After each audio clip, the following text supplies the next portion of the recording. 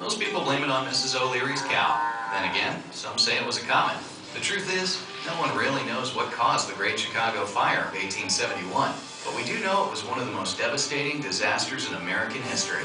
Faced with that scale of destruction, many cities would have simply folded, but not Chicago.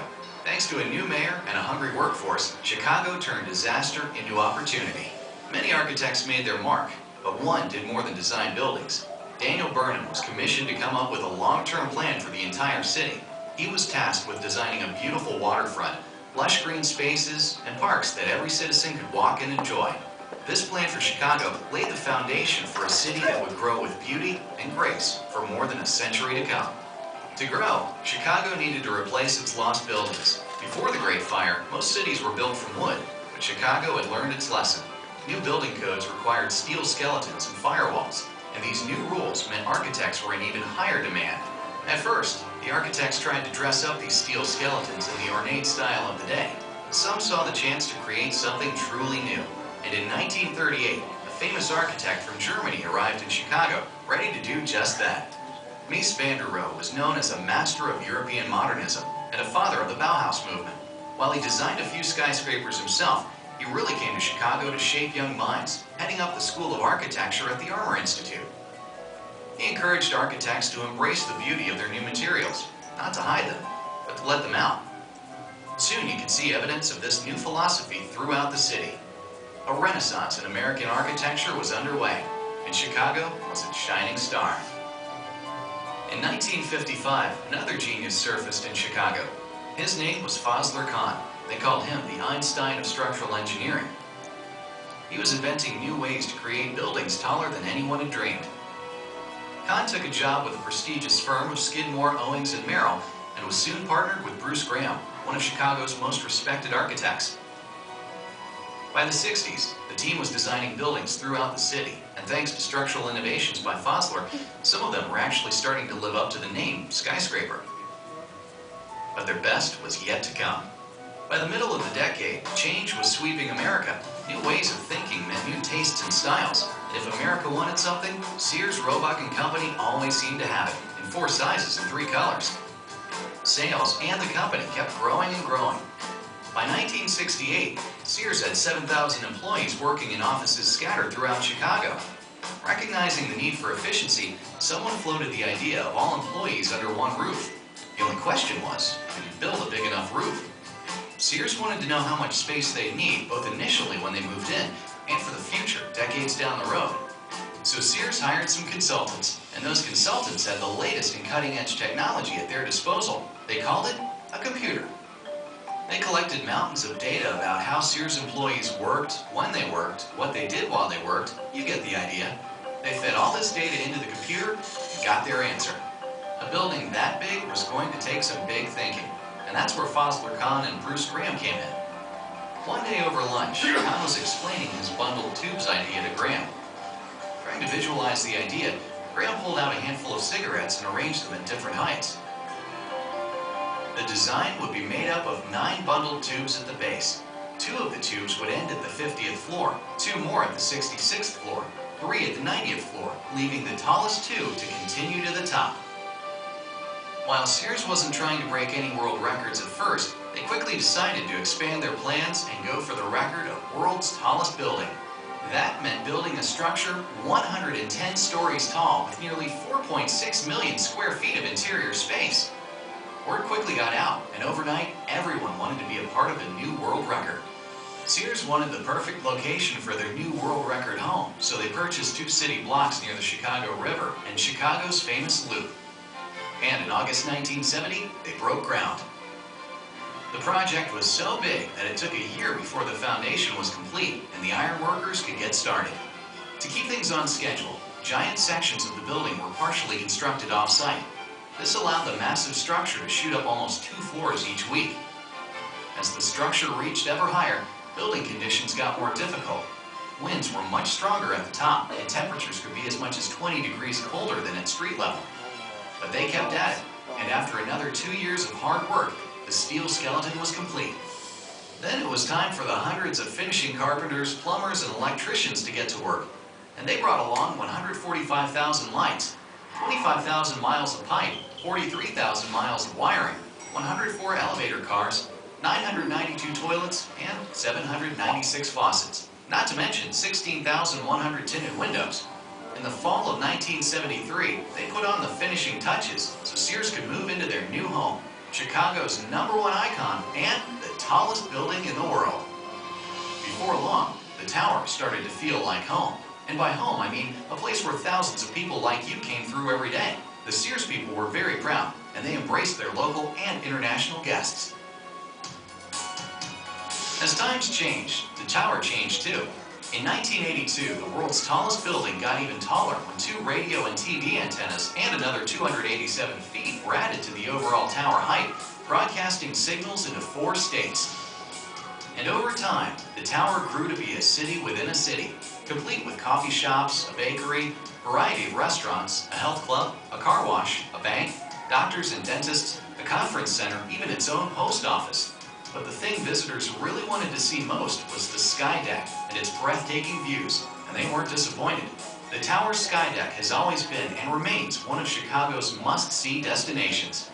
After holding the world's tallest building record for 22 years, the tower was surpassed in 2004 by the 1,473-foot Taipei 101 Tower in Taiwan. But thanks to the TV antennas, Chicago's tower held on to the world's tallest structure record at 1,730 feet. And to add to its impressive numbers, today's tenants recycle a whopping 445 tons of paper a year, sparing 3,500 trees. Other efforts have cut water use by 10 million gallons per year and carbon emissions by 51 million pounds since the tower was built. So while the tower might be sleek and black on the outside, it's quite green on the inside. An inside that's home to world-class broadcast facilities, customer call centers, and over 100 different companies including law firms, financial institutions, and insurance brokers. Even decades after its completion, the tower is still considered one of the world's premier addresses for business. Up to 25,000 people pass through its doors every day, and the tower draws well over 1 million Skydeck visitors annually. They flock from every corner of the globe to experience views unmatched in America's heartland. And the team from Skidmore, Owings, and Merrill is still making an impact on the tower. They designed the Ledge, 4 retractable glass-floored viewing areas that extend over 4 feet outside the west side of the Skydeck. This engineering marvel puts you 1,353 feet out over the city. You'll feel like you're walking in mid-air, 103 floors above Wacker Drive and the Chicago River. In early 2009, a London-based insurance broker, the Willis Group, became one of the tower's largest tenants, bringing even more great jobs, excitement, and prestige to the tower.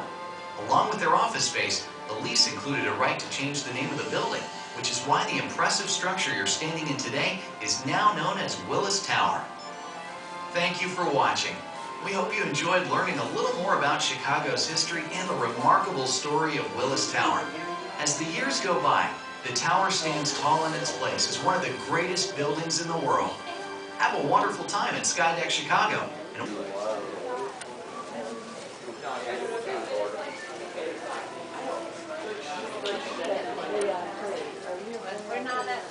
We're not a VIP.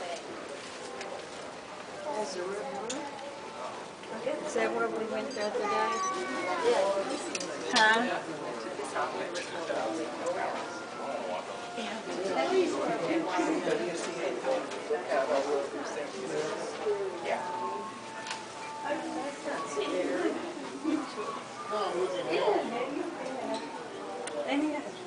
No pasa nada ahí. No te dejo. You want to go to the other side?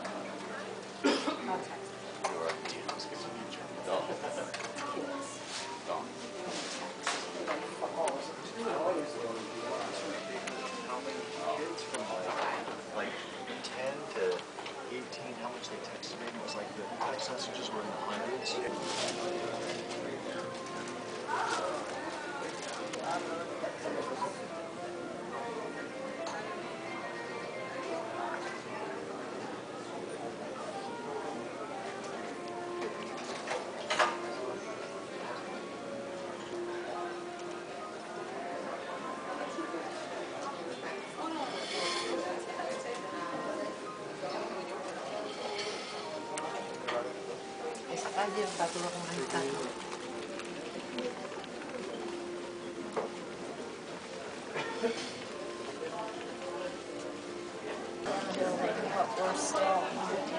I'll share it again. I have to identify that.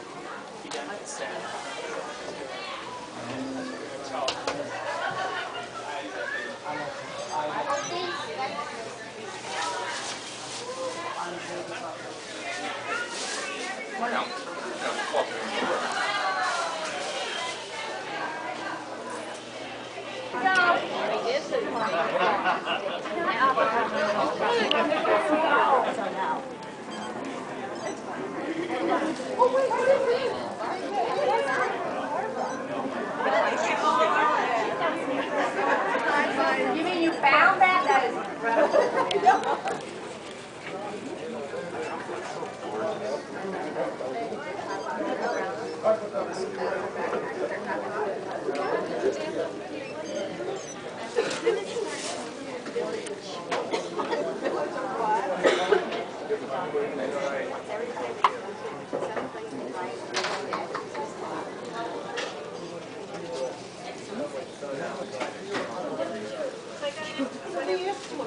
That is incredible.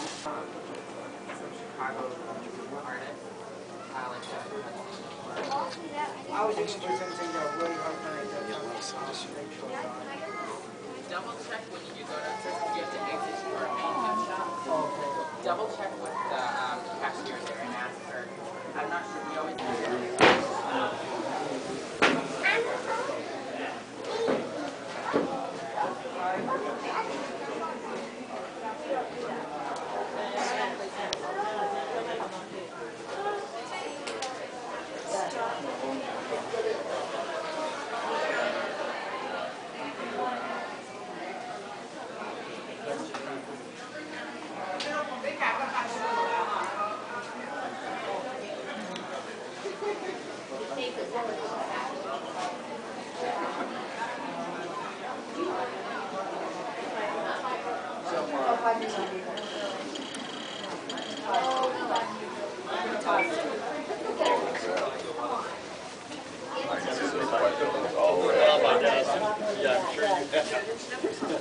This will be a really special. You